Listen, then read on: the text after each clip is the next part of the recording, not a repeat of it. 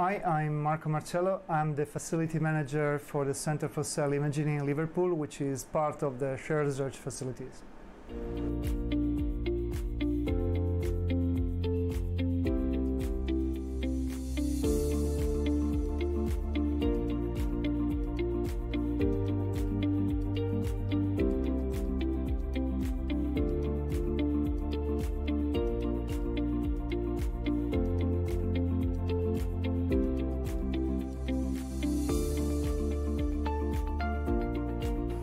So the quality control community will know which tools are used, which kind of checks are made, and where you should invest more energy.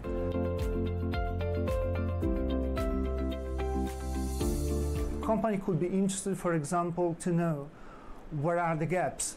So where we as international microscopy community need some kind of courses, for example, to understand better how our microscope is working, how to correctly maintain a microscope, how to correctly make all the calibration, all the quality checks that are important in order to make reliable measurements.